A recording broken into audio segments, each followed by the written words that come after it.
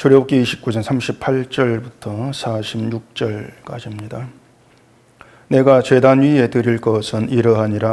매일 1년 된 어린 양 2마리니 한 어린 양은 아침에 드리고 한 어린 양은 저녁 때에 드릴지며 한 어린 양에 고운 밀가루 10분의 1 에바와 찌은 기름 4분의 1 흰을 더하고 또 전제로 포도주 4분의 1 흰을 더할지며 한 어린 양은 저녁 때에 드리되 아침에 한 것처럼 소제와 전제를 그것과 함께 드려 향기로운 냄새가 되게 하여 여호와께 화제로 삼을지니 이는 너희가 대대로 여호와 회막문에서 늘 드릴 번제라. 내가 거기서 너희와 만나고 내게 말하리라. 내가 거기서 이스라엘 자손을 만나리니 내 영광으로 말미암아 회막이 거룩하게 될지라. 내가 그 회막과 제단을 거룩하게 하며 아론과 그의 아들들도 거룩하게 하여 내게 제사장 직분을 행하게 하며 내가 이스라엘 자손 중에 거하여 그들의 하나님이 되리니 그들은 내가 그들의 하나님 여호와로서 그들 중에 거하려고 그들을 애굽 땅에서 인도하여 낸 줄을 알리라. 나는 그들의 하나님 여호와니라. 아멘. 기도하겠습니다. 이스라엘에게 여호와 하나님이 어떠한 분이신가를 가르치신 것처럼 오늘도 이 말씀을 통해서 우리에게 하나님이 누구신가를 알게 하시옵시고 하나님께서 이 땅에 보내신 예수 그리스도로 말미암아 십자가에 담긴 그 믿음의 내막까지 앓는 저희가 되게 하시옵소서. 예수님 이름으로 기도합니다. 아멘. 만약에 우리가 지금 이 구약 방식대로 제사를 드리면서 신앙생활을 해야 된다면 아마 너무 복잡하고 힘들 겁니다. 조상 때부터 제사란 방식으로 신앙생활을 해온 이스라엘이라면은 그것이 그들 생활이 되고 또 종교가 되고 문화가 이미 되어 있을 거니까 할 수 있다. 또 그렇다 할지라도 이스라엘이 아닌 이방 사람에게는 이 구약 방식처럼 어떤 신앙생활한다. 이것은 분명히 무리라고 얘기할 겁니다. 누구나 그렇게 하면 불평을 하게 될 것이고 너무 힘들다. 막 그렇게 얘기하겠죠. 또 비록 이스라엘이라 할지라도 뭐 구약 시대라 몰라도 지금처럼 문화가 발달된 지금 이 시대에서 이 구약 방식대로 제사를 드리고 제물 바치고 신앙생활을 해야 된다. 이것도 역시 지금이라면 이스라엘도 무리다. 이렇게 얘기하게 할 수 있을 겁니다. 어차피 제사야 뭐 제사장이 주관한 것이니까 백성들은 괜찮지 않겠는가 뭐 그런 생각도 할 수가 있는데 백성들은 제물을 가지고 와야 됩니다. 제물을 가지고 올 사람들이 백성들이죠. 그런데 그 제물이 뭐 1년에 한두 번 가져오면 되는 것이 아닌 거예요.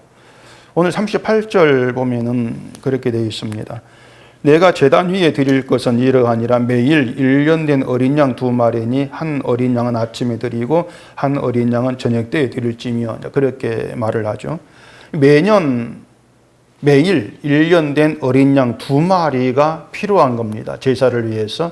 제사도 아침에 드리고 저녁에 드리고 하루에 2번씩 제사를 드리게 되어 있죠. 그래서 한 마리 어린 양은 아침에 제물로 또 한 마리 어린 양은 저녁에 제물로 이렇게 드리란 말입니다. 그러니 이게 얼마나 이제 번거롭겠냐고 하는 거죠. 한 달에 한 번도 아니고 매일같이 이렇게 한다는 것은 분명히 뭔가 번거로운 수고라고 할 수가 있을 거란 얘기죠. 우리가 이제 그런데 이런 구약 방식을 따라가지 않고 있는 것은 이 제사장 제물에 대한 그런 모든 규례와 또 구약의 모든 율법이 이제 그리스도로 완성도 이루어졌다. 우리는 그렇게 믿기 때문에 구약 방식을 따라가지를 않고 있는 겁니다. 그렇다면은 예수를 믿는 믿음에 이 구약의 모든 게 담겨 있는 거예요. 구약의 모든 제사 규례가 예수로 인해서 완성되었다. 그러니까 우리 예수를 믿는 것이지 구약 방식 따라가지 않아. 그게 우리 갖고 있는 그런 지식이고 신앙이라면은 그러면 예수를 믿는 믿음이라는 그 두 글자 안에 이 구약의 모든 규례와 제사와 또 모든 제물 의미가 다 거기에 담겨 있다. 그렇게 얘기가 된단 말입니다. 그렇다면 믿음이라고 하는 것은 굉장한 어떤 그 내용을 담고 있는 그런 것이 되는 것이죠. 근데 우리는 믿음을 너무 쉽게 생각한단 말이에요. 이 구약의 복잡하고 수많은 율례들, 규례들이 믿음 안에 다 담겨 있는 것이라면은 믿음에 대해서는 결코 간단하게 우리가 생각하고 지나칠 문제가 아닌 것입니다. 다시 말해서 예수를 믿는다는 것이 뭔가 이러한 문제에 대해서는 반드시 구약을 바탕으로 해가지고 해석이 돼야 돼요. 구약을 바탕으로 해서 구약을 기본으로 해서 구약부터 시작해가지고 이게 믿음이구나 그렇게 해석이 되어야 한단 말입니다. 근데 만약에 이 구약을 빼버리고 믿음을 생각이 되어지면 그것은 하나님이 이스라엘을 세워서 증거하시고 보여주신 그 믿음이 아니라 결국 인간이 만들어낸 믿음을 착각하는 그런 결과가 되어버린다는 얘기입니다. 이것이 지금의 기독교의 현실에서 잘 드러나고 있다 이렇게 얘기할 수가 있는 거죠. 이건 심우하는 교회를 아들에게 물려주고 교회 재정을 목사가 마음대로 막 쓰고 이런 걸 얘기하고 있는 것이 아니에요. 그런 것들을 고치면 교회가 바르게 될 것이라고 생각하는 그것도 역시 믿음이 아니란 얘기입니다. 믿음인 줄 알았는데 그 믿음이 아니란 얘기죠. 결국에 어떤 눈에 보이는 그러한 것들을 고치면 바르게 될 거라고 생각하는 이러한 것들이 도무지 하나님을 믿는 것이 무엇인가에 대한 생각이 없다는 겁니다. 고민도 안 한다. 그런 결과가 의미가 되는 거예요. 세상적으로 뭔가 정의롭게 행동을 하면 거기서 믿음이 되는 줄로 알고 있는 거. 이게 실상 믿음 밖에 있는 게 되는 것이죠. 우리가 알아야 하는 것은 그런 믿음, 우리가 세상에서 뭔가 정의롭게 행동하는 그걸 믿음을 착각하는 그런 믿음에는 사람만 있을 뿐이지 하나님은 없다는 겁니다. 사람만 있는 것이에요. 사람이 자기 정의와 이념을 가지고 열심히 활동하는 이것만 달랑 들어있을 뿐이지 하나님과 인간관계의 문제가 거기에 들어있지를 않는 겁니다. 그걸 모르기 때문에 결국 정의롭게 하는 게 믿음이다 이러한 말들이 나올 수밖에 없는 것이죠. 그것이 이 구약을 바탕으로 해서 믿음을 해석하는 것이 아니고 자꾸 인간이 뭔가 믿음을 계산하고 만들어내고 있는 것이다 이런 얘기가 되어지는 것입니다. 그래서 하나님께서 이 아론과 그 아들들을 제사장으로 위임하시고 또 본문같이 매일같이 정말 매일같이 어린 양 2마리로 제사를 드리라고 하시는 이러한 내용들 그 이유 왜 그렇게 하시지? 그 이유를 아는 것이 우리가 믿음을 바로 알아가는데 굉장히 중요한 문제가 된다고 하는 겁니다. 히브리서 10장을 보십시다. 히브리서 10장 3절 그러나 이 제사들에는 해마다 죄를 기억하게 하는 것이 있나니 이는 황소와 염소의 피가 능히 죄를 없이 하지 못함이라. 히브리서는 또 구약 얘기가 거의 많이 나옵니다. 구약의 제사, 제물, 제상 이런 문제가 나오고 있는데 그 히브리에서 하는 말이 제사들에는 죄를 기억하게 하는 것이 있다 이렇게 얘기하지 않습니까? 죄를 기억하는 것이 있다. 죄를 기억하라고 제사를 있게 하셨다 이러한 뜻이죠. 죄를 기억하라고. 대신 제물의 피가 죄를 없이 하는 것은 아니라는 겁니다. 만약에 제물의 피가 죄를 없이 하는 것이라면 제사는 한 번이면 되는 것이죠. 근데 우리가 죄를 기억하라 이렇게 얘기했을 때 이것을 되게 생각하는 것은 자꾸 이 죄 그러면 교회 생활과 인간관계 문제를 자꾸 우리가 끄집어내기 쉬워요. 죄가 이제 교회 생활에서 뭔가 미흡하는 거, 그리고 인간관계에서 옳지 못한 거, 이런 것들을 죄로 생각하는 것이 보편적이 되어 있는 것입니다. 11조를 하지 않는 거, 봉사를 하지 않는 거, 그런 걸 죄로 생각하는 경우가 거의 대부분이랄 수 있는 것이고, 또 인간관계에서 내가 누군가를 미워하고, 또 화를 내고, 이런 것들을 죄다, 이렇게 생각하는 것들이 거의 대부분이죠. 그래서 죄를 기억해라 그러면은 주로 이제 그런 생각을 하게 되면서 뭔가 이제 회개라는 걸 하게 된단 말입니다. 그런데 그런 방식으로 죄를 기억하면서 회개를 한다는 것은 그냥 자기 행위에 대해서 잘못 행위에 대해서 반성하는 그런 수준밖에 되지 않습니다. 그냥 반성에 뉘우치는 거 자기 죄를 반성을 하고 있는데 그걸 회개하는 것으로 잘못 착각을 하는 것이죠. 그 예수님을 은 30불 받고 대제사장 무리에게 넘겨버린 가룟 유다가 나중에 자기 죄를 깨닫는 것이거든요. 마태복음 27장 보십시다. 마태복음 27장 3절. 그때에 예수를 판 유다가 그의 정죄됨을 보고 스스로 뉘우쳐 그 은 30을 대제사장들과 장로들에게 도로 갖다 주며 이르되 내가 무지한 피를 팔고 죄를 범하였다 하니 그들이 이르되 그것이 우리에게 무슨 상관이냐 내가 당하라 하거늘 유다가 은을 성소에 던져놓고 물러가서 스스로 목미어 죽은지라.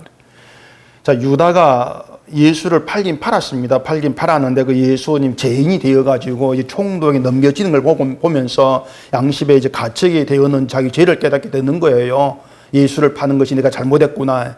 뉘우친단 말입니다. 그래서 은 30을 도로 이제 제사장들에게 돌려주면서 내가 무지한 피를 팔고 죄를 범하였다 이렇게 얘기하죠. 이건 누가 봐도 가룟 유다가 자기 죄를 기억하고 죄를 깨닫는 거예요. 뉘우치고 있지 않습니까?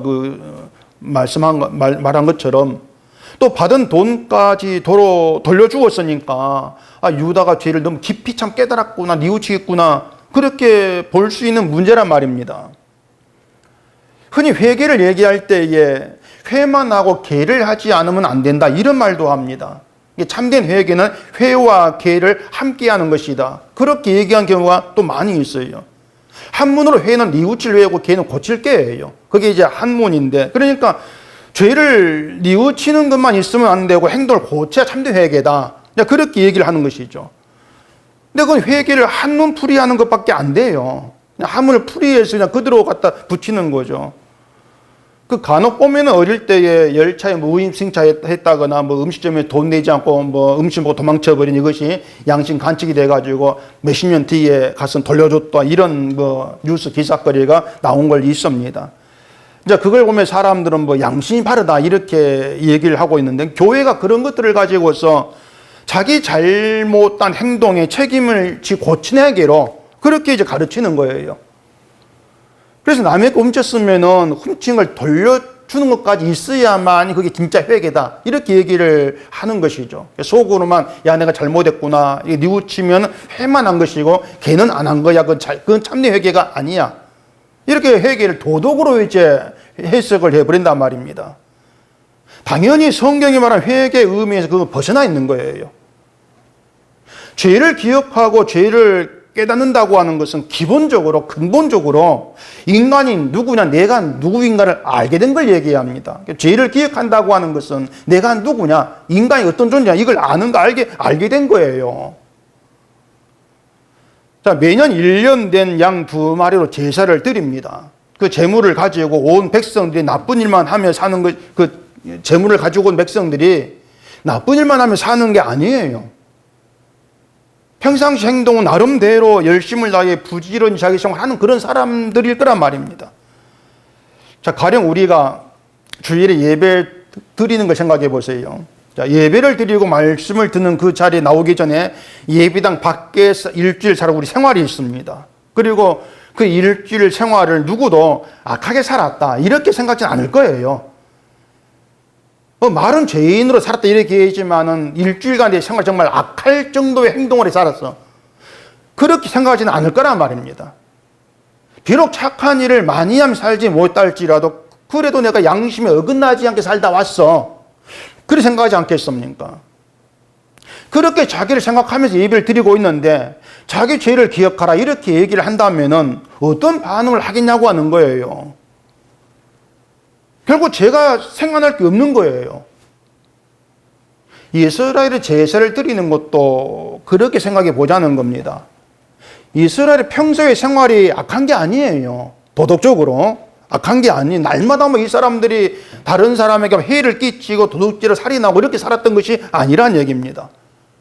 오히려 율법을 지키고 최선을 다하고 살았다면 정말 어떤 신앙생활에 부지런히 살았던 그런 사람들이 이스라엘이고 그런 사람들이 재물을 가지고 제3량이 된단 말입니다. 나름대로 착하게 산 사람들이 그런 그들에게 제사가 죄를 기억하게 한다 이렇게 말한다면 기억할 죄가 있겠냐고 하는 도무지. 악한 행동이 없는데 기억할 죄가 있겠냐고 하는 것입니다. 그래서 말씀을 드린 것처럼 죄를 기억하고 깨닫는다고 하는 것은요, 내 행동에서 나쁜 행동, 이건 옳지 못한 거 이렇게 말할 수 있는 그 행동을 기억해서 뉘우치고 회개해라 이런 의미가 아닌 겁니다. 죄를 기억하라고 하는 걸 다른 의미로 우리가 이해를 해야 돼요. 그건 말한 것처럼 인간이 누구냐 이 문제로 가야 한단 말입니다.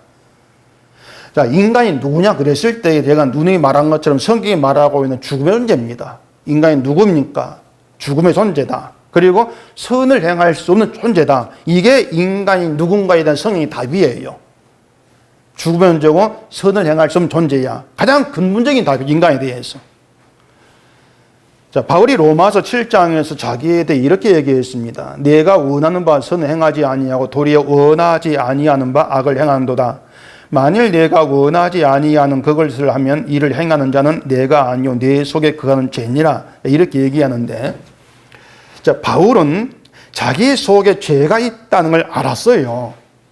내 속에 죄가 있구나 알았습니다. 그래서 나에게서 선이 나오는 것이 아니라 악이 나올 뿐이다. 이게 자기에 대한 바울의 깨달음이었습니다. 난 속에서 속에 죄가 있어 악밖에 안 나와. 이게 인간이 누구냐에 대한 바울의 답이에요. 자, 그러면은 사람이 바울의 말처럼 속에 죄가 있고 선하게 나오지를 못하는데, 그런 사람이 자기 행동에 대해서 내 행동을 두고 이건 선한 거, 이건 악한 거, 이렇게 구분할 수가 있냐고 하는 겁니다. 우리 행동에 대해서 구분할 수가 없다는 얘기예요. 바울의 말처럼 내 속에 죄가 있어. 그래서 나에게 선이 안 나오고 악밖에 안 나온다. 만약에 내 속에 선도 있고 악이 있어가지고 선한 것도 나오고 악도 나온다면은 이건 선하고 이건 악하고 구분할 수가 있겠죠. 그렇다면은. 근데 바울은 선도 나오고 악도 나온다고 말하지를 않습니다. 악밖에 안 나온다. 죄가 있어. 이렇게 얘기하는 거예요. 그러면 우리 속에, 우리에게서 악한 것밖에 안 나온다면 우리가 한 행동을 가지고 이건 악하고 이건 선하고 구분을 못 한다는 얘기예요. 할 수가 없다는 얘기입니다. 우리 속에 죄가 있으니까. 그 죄로 인해 죄가 나오니까. 때문에 이게 어떤 말이야. 누구도 나는 오늘 어떤 신앙적인 행동을 하며 살았다는 것은 내 신앙을 인정할 수 없겠단 말입니다. 난 오늘 신앙적으로 잘 살았어. 이런 생각을 못 한다고 하는 거예요.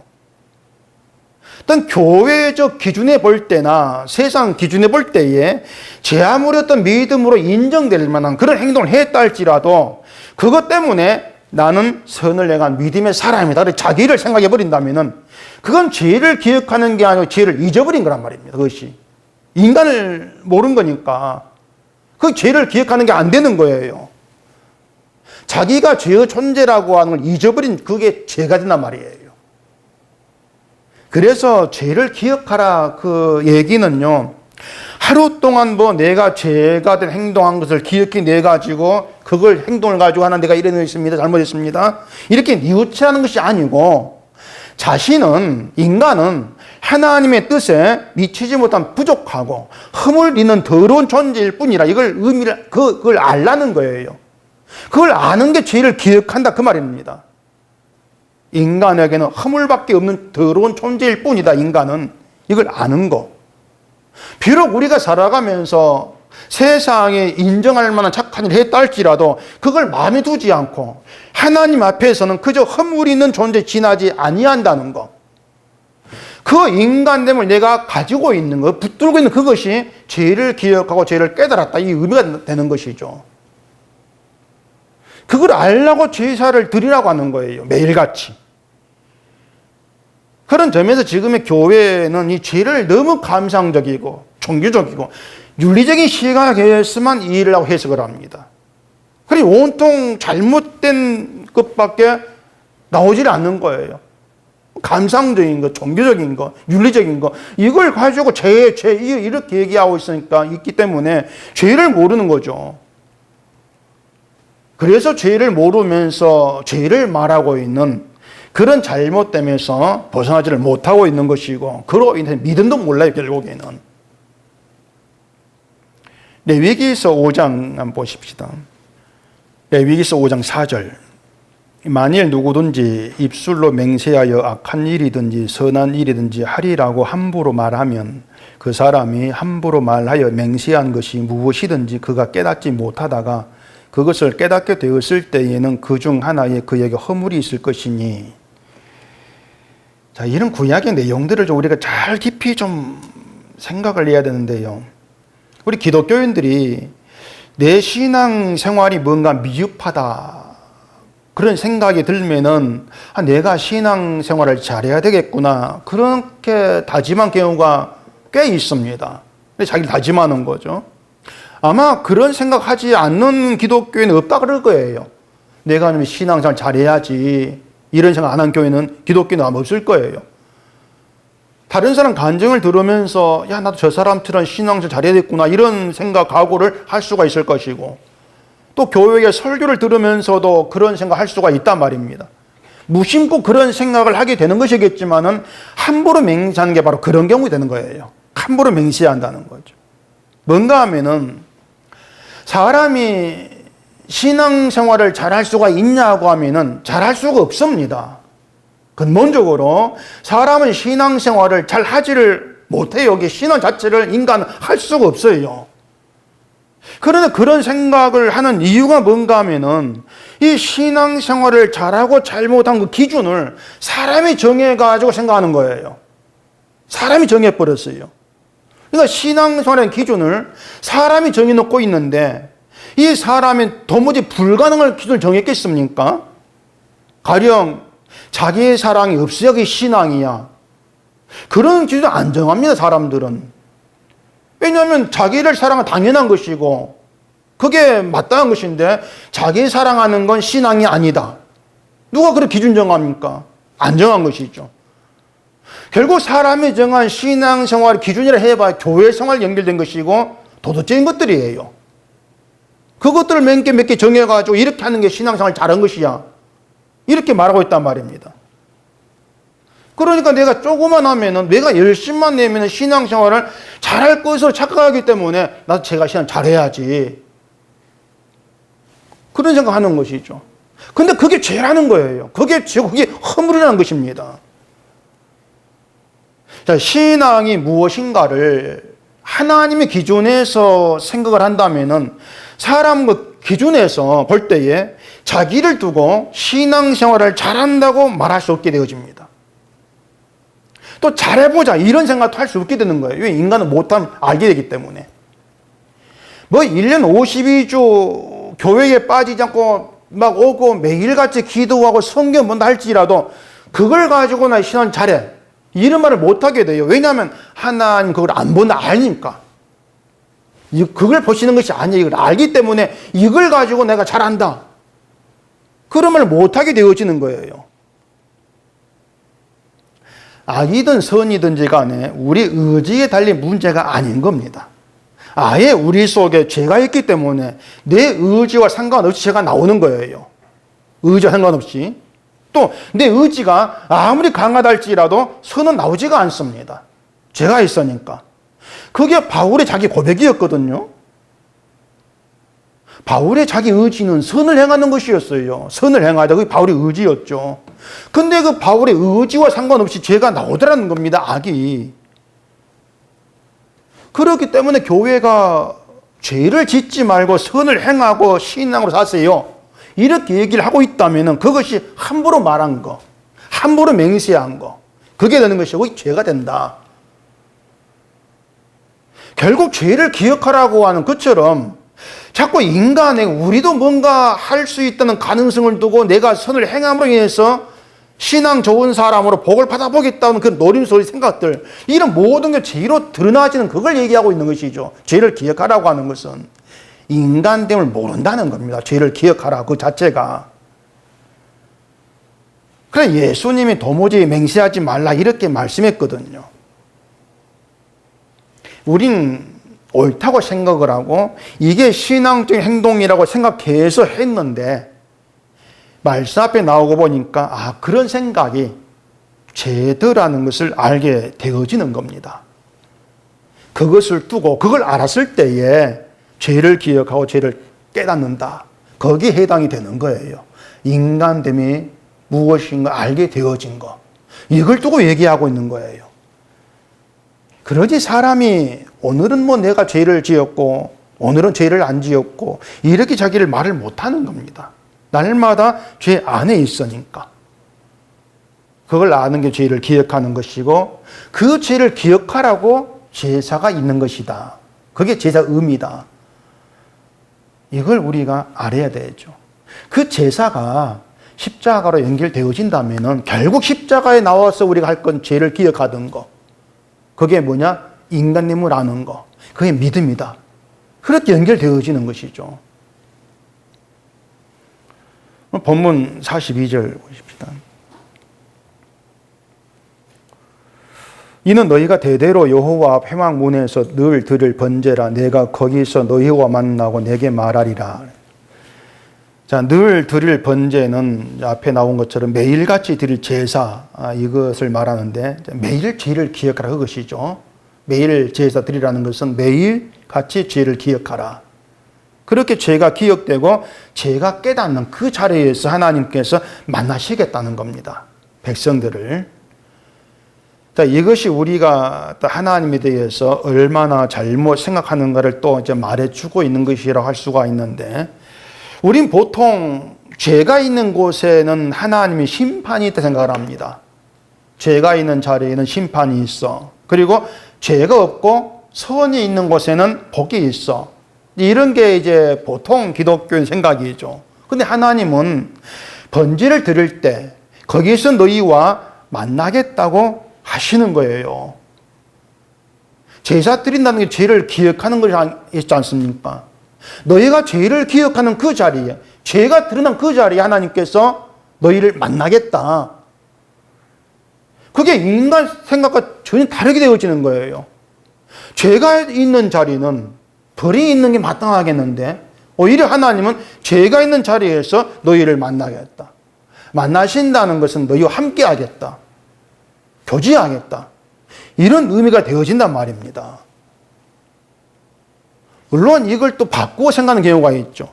번제 드리는 것을, 제사 드리는 것을 하나님을 섬기는 헌신으로 이렇게 해석해버리면은, 하나님을 섬기는 헌신이 있을 때 그 자리에 하나님이 만나고 함께 복을 준다. 이렇게 또 거꾸로 해석해버린 사람도 많이 있습니다. 근데 하나님은 분명히 제사와 예물을 받지 아니한다고 하셨고, 따라서 제사하고 제물을 바친다고 해서 그게 하나님 섬기는 헌신된다고도 성경은 말하지를 않습니다. 그리고 앞에 계속 말씀드린 것처럼 제사는 죄를 기억하라고 있다는 얘기예요. 죄를 기억하는 제사에 하나님 오시는 것이고 하나님과의 만남이 있다. 그 말씀이라고 하는 거죠. 자, 그런데 인간이 하나님과 만날 때 어떻게 한다 그랬습니까? 죽는다겠지 않습니까? 만나면 죽어요. 인간과 하나님과의 만남에 죽음이 있어요. 근데 하나님이 너희와 만나신다고 하시는 것은 죽이겠다는 것이 아니에요. 화해하겠다는 겁니다. 그게 하나님이 인간을 만나주겠다고 하는 취지예요. 화해가 있고 그 화해 자리에서 함께 하시겠다. 그래 이스라엘의 하나님이 되시겠다. 그 모든 의미가 그 제물, 제사 다 담겨 있다고 하는 거예요. 또 본문 40절 보십시다. 한 어린 양의 고운 밀가루 10분의 1 에바와 찍은 기름 4분의 1 흰을 더하고 또 전제로 포도주 4분의 1 흰을 더할지며, 한 어린 양은 저녁 때에 드리되 아침이 한 것처럼 소제와 전제를 그것과 함께 드리어 향기로운 냄새가 되게 하여 여호와께 화제로 삼을지니. 자, 거기 향기로운 냄새가 되게 하여 이렇게 얘기하죠. 향기로운 냄새가 된다는 거, 제물을 바칠 때 화제 불로 태울 때 거기 하나님 기쁘게 냄새가 난다 그 뜻인데, 하나님 말씀대로 이게 제물을 잘 드려 가지고 그게 하나님께 기쁨이 된다 이런 뜻이 아닌 겁니다. 하나님 말씀대로 제물을 드렸다고 하는 것은요, 제물을 드리게 하는 하나님의 뜻에 일치됐다는 것입니다. 제물을 드리게 하는 뜻에 일치가 되었다. 제물을 드리게 하는 뜻이 뭐라겠습니까? 죄를 기억하게 하는 거, 죄를 깨닫게 하는 거, 그렇지 않습니까? 그러면은 제사를 드릴 때 그 제물을 바치면서 죄를 기억하고 깨닫는 거, 그게 하나님께 기쁨이 되는 거예요. 인간이 어떠한 존재인가를 알게 되어지는 거. 자, 그러면은 자기의 죄를 기억한다면, 제물 바치면서 자기 죄를 기억한다면 제물을 드리는 것을 내가 헌신합니다. 내가 참 잘하고 있습니다. 이렇게 보겠냐 말입니다. 제물 바친다고 하는 것을. 만약에 제물을 드린다고 해서 그걸 자기 헌신으로 그렇게 생각한다면 당연히 제물의 죽음에서 자기의 죽음을 보지 못하게 돼요.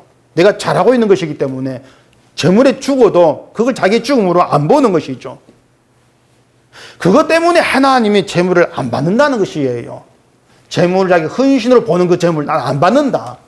그렇게 말씀하신 거예요.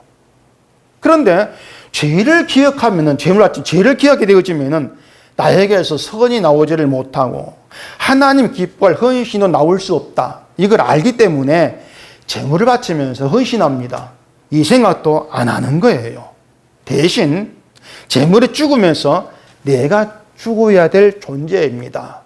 그 사실을 보게 되어지는 것이죠. 허물이 있고 죄가 있는 나를 심판하지 않고 죄 없는 재물을 대신 죽이신 하나님, 그 하나님에게서 비로 자비하심을 보게 되고 감사함이 있는 거죠. 그러한 제사 자리에 하나님께 찾아오시고 만나시고 함께 하시겠다는 겁니다. 재물의 피가 있는 자리, 그 자리에서, 그리고 자기의 죽음을 아는 그 자리에서 만나시겠다는 거예요. 왜냐하면 그 자리에서 재물이 흘린 피로 화해가 되는 것이고, 화해되기 때문에 인간이 죽임을 당하지 않는다는 것입니다. 이 모든 걸 담아가지고 증거하는 게 십자가라는 거예요. 그 모든 걸 담아 증거하는 게. 그래서 십자가는 구약과 신약, 성경의 모든 걸 담고 있는 놀라운 세계인 것이고, 인간은 그걸 몰라요. 모르기 때문에 비밀, 이렇게 얘기하고 있는 거예요. 근데 그 십자가를 내가 믿으면 구원받아, 달랑 그렇게 쉽게 얘기할 수 있겠단 말입니다. 정말 십자가로 믿는다면 그 믿음 안에서 내 죄를 깨닫는 것이고 내가 죽음의 존재인데 주님께서 내 모든 걸 짊어 죽었다. 그걸 알았을 때에는 나에게 선이 못 나와. 이렇게 다 연결되어 있는, 하나로 다 연결되어가 결국 자기 부인으로 나간단 말입니다.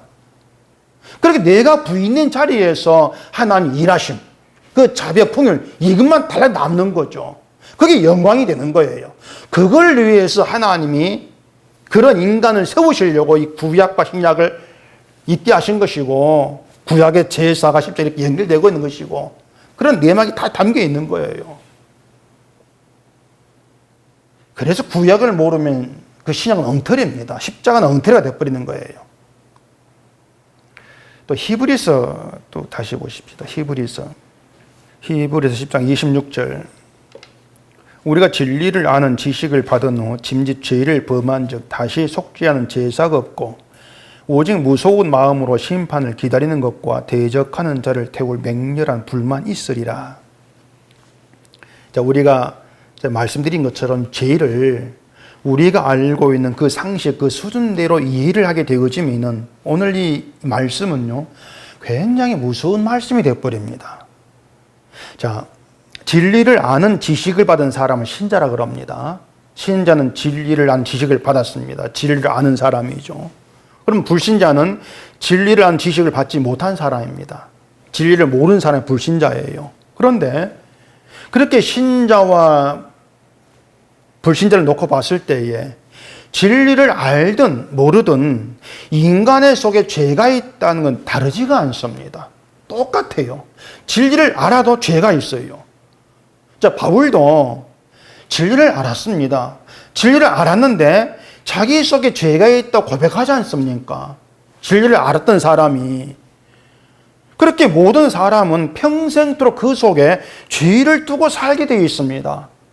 진리를 안다고 해서 죄가 사라진다 없어요. 죄는 있는 거예요. 따라서 진리를 알고 또 그 지식이 있고 믿음으로 살겠다고 해도 죄는 나오는 거예요. 그게 이제 어떤 신자의 또 고밀수가 있는 거죠. 내가 진리도 알아, 복음도 알아, 예수도 믿는 생각하면 죄가 나와. 그럼 결국은 이제 돌아가서 내 믿음, 내가 진리를 아는 엉터리인가, 내가 모르는 것인가, 이렇게 고민하게 된단 말입니다. 그러면 히브리서에서 방금 말한 대로 진리를 아는 사람, 지식을 받은 후에 짐즉 죄를 범한 즉 다시 속죄한 제사가 없다 그럽니다. 자, 구약에는 죄를 범해도 속죄한 제사가 있어서 이스라엘 죄로 인해 심판을 안 받아요. 날마다 죄드리면서 그 속죄한 제사가 되어가지고 심판을 받지 않습니다. 신약에서는 예수님이 영원한 속죄 제사가 되셔서 구약처럼 제사 안 드리고 예수 안에서 죄가 용서된 자로 살아갑니다. 그게 우리 신자됨이죠. 그런데 진리를 알고 죄를 범하면 속죄한 제사가 없다. 이렇게 얘기하는 거예요. 속죄한 제사가 없다는 것은 죄가 용서될 어떤 통로가 없다는 겁니다. 자, 그럼 이제 고민이 안 될 수가 없죠. 왜냐? 말씀드린 것처럼 진리를 알아도 죄는 나오니까. 그래서 신자는 죄를 짓지 아니해야 된다. 이러한 말은 엉터리입니다. 그게 불가능한데도 그렇게 말을 한다는 것은 결국은 어떤 그 자기의 말의 의미를 전 생각지 않고 나온 대로 그냥 얘기하고 있을 뿐이다. 이런 것밖에 안 되는 것이죠. 그런데도 그런 말을 하고 있는 것은 어쨌든 신자는 죄와 멀어져야지. 이 생각이 있는 거예요. 신자는 죄와 멀어져 있는 게 신앙이지. 그래 여기는 거예요. 그런데 히브리서에서는 죄를 범하면, 진리를 알고 난 후에 죄를 범하면 속죄한 제사가 없고 맹렬한 불만이 있다. 심판만 있다. 이렇게 얘기하지 않습니까? 우리가 진리를 알아도 내 중심으로 살고 나를 사랑하고 하나님 뜻보다 내 뜻을 위해 사는 건 여전할 뿐인데, 근데 진리를 안 후에 죄가 있으면 속죄한 제사가 없고 불만 있다고 하니까 고민이 안 될 수 있냔 말입니다. 또 여기에 대한 답이 있습니다. 로마서 4장 보십시다. 로마서 4장 6절. 일한 것이 없이 하나님께 의로 여기심을 받은 사람의 복에 대하여 다윗이 말한 바, 불법이 사함을 받고 죄가 가리어짐을 받은 사람들은 복이 있고 주께서 그 죄를 인정하지 아니하실 사람 복이 있도다 함과 같으니라. 또 뒤에 넘어가서 로마서 6장 보십시다. 로마서 6장 14절. 죄가 너희를 주장하지 못하리니 이는 너희가 법 아래 있지 아니하고 은혜 아래에 있음이라. 그런즉 어찌하리요? 우리가 법 아래 있지 아니하고 은혜 아래 있으니 죄를 지으리요? 그럴 수 없느니라. 자, 바울의 이 말도 역시 죄에 대한 우리의 상식 가지고 생각하면 또 이해가 안 되죠. 은혜 아래 있으니 죄를 지으리요? 은혜 아래 있다면 죄를 짓지 안 된다 그 뜻인데 죄가 나온다. 죄가 가려짐을 받는다는 것은 죄를 가려버리는 게 있다는 겁니다. 죄가 사라지는 게 죄를 가리는 게 있어요. 그게 제물의 피입니다. 예수님 십자가 흘린 그 피가 우리 죄를 가리는 거죠. 그 피 아래에서 죄가 가리워지는 것이고 예수의 피가 하나님의 은혜를 증거하는 것이기 때문에 은혜 아래에서 죄가 우리를 주장하지를 못한다는 것입니다. 죄가 너희를 주장하지 못한다는 것은 죄가 우리로 하여금 죄 되는 행동, 가령 내 중심 살아가는 그런 죄를 범하도록 하지 못한다 그 뜻이 아니에요. 죄가 죄 아래에 있는 인간을 끌어가는 것은 심판입니다. 그게 우리를 주장하는 거, 죄가. 심판 끌어가는 거. 그 주장을 못한다는 거예요. 죄가 너희를 주장하지 못한다는 것은 심판으로 끌려가지를 아니한다는 겁니다. 왜? 은혜 아래 있으니까. 우리가 생각한 죄를 행하지 아니한다 그 뜻이 아니에요. 사망으로 심판으로 끌려가지를 않아. 은혜 아래 있으니까. 그 은혜를 안다는 것은 가장 기본적으로 내 죄를 기억하고 죄를 깨닫는 상태에 있다 그 뜻이에요. 은혜를 안다는 것은 나에게 선이 못 나오는 것이구나 이걸 다 아는 거예요. 그게 은혜를 아는 것이에요. 죄를 알고 죄를 기억할 수 있어야만이 제물을 흘린 피의 의미를 아는 것이고 그 피에서 하나님의 은혜와 자비를 깨닫고 내 죄가 용서된 모든 게 하나님의 사랑이구나 이걸 다 알게 되어진단 말입니다. 그 사랑을 고백하고 감사하는 것이 하나님께 영광이 되는 거예요. 그래서 은혜 아래에 있으니 죄를 지으리 이 말은 세상에 말한 그런 죄를 안 짓는다 그 뜻이 아니고 하나님의 은혜를 멸시한 죄를 얘기한단 말입니다. 결국 은혜 아래에서 정말 죄로 우리를 심판으로 이끌어간 죄는 은혜를 멸시하는 거예요. 그게 성령을 모독하는 거예요. 결국 우리를 어떤 그 맹렬한 불에 집어넣는 그 죄라고 하는 것은 은혜를 멸시하는 거, 이걸 얘기하는 거예요. 그게 뭐냐? 나에게 가능성을 두는 인간에게. 신앙생활 잘하자 그런 거. 내가 선하다고 생각되는 그 일을 기반 삼아가지고 내가 선하고 신앙 좋은 사람으로 인정받고 싶어 하는 거, 그런 것들. 그게 은혜를 멸시하는 거예요. 그게 죄가 된다. 그러니까 십자가 안에 죄가 바뀌는 거예요. 우리의 모든 죄는 예수의 배 가리고 있는데 십자가를 멸시한 그 죄까지 은혜 가리는 건 아니란 얘기입니다. 나답과 아비후가 다른 불을 담아서 분향해 죽었지 않습니까? 그게 죄예요. 은혜를 멸시한 죄. 그래서 이스라엘에게 늘 드릴 번제, 그 번제는 죄를 기억하고 깨닫는 가운데에서 재물의 죽음을 보라. 그러한 하나님 뜻이 있는 겁니다. 그처럼 우리가 하나님께 나올 때에 늘 기억할 거, 잊지 않을 건 우리의 죄다. 어떤 선함도 행할 수 없는 허물이는 자. 그게 나구나. 그게 기억될 때에 십자가 걸린 예수의 피가 증거되는 건 나에게 선이 나올 수 없는 사실 나에게 증거하고 있는 것이구나. 그걸 알게 되어지는 거예요. 그래서 그런 십자가의 은혜 안에서는 나의 믿음 없음으로 염려하는 것이 아니고요. 내가 진노의 자식이라는 걸 더 분명히 깨닫게 되어지면서 십자가를 보는 겁니다.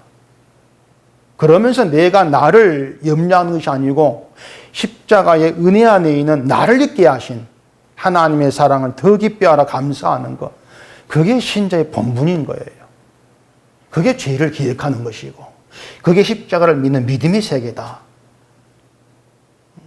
그래서 늘 드릴 번제, 이 말이 얘기하는 거, 우리가 십자가 안에서 날마다 죄를 기억한 대로 살아가는 거. 나에게 선함이 나올 수 없는 존재. 그러면서 늘 하나님의 사랑과 은혜를 바라보고 그러면 증거 살아가는 게 신자다. 이게 늘 드린 번제 안에 담긴 의미가 되는 거예요. 그래서 죄를 기억한다는 것이 뭔가, 이걸 우리가 잘 이해해 가면서 우리에게 드러날 것은 오직 주님의 은혜, 용서밖에 없다. 이 사실만 살아있기를 바랍니다. 기도하겠습니다. 우리 아버지 하나님, 늘 드린 번제가 우리에게 뭘 의미하는가를 오늘 또 이 말씀을 통해 알게 하시고 십자가에서 우리 깨달을 것은 우리의 죄의 문제, 그 죄를 기억하면서 나의 선이 나올 수 없는 인간의 본분, 그걸 깨닫고 오직 하나님의 은혜의 용서, 그것만 높이는 것임을 아는 저희가 되게 하시옵소서. 예수님 이름으로 기도합니다. 아멘.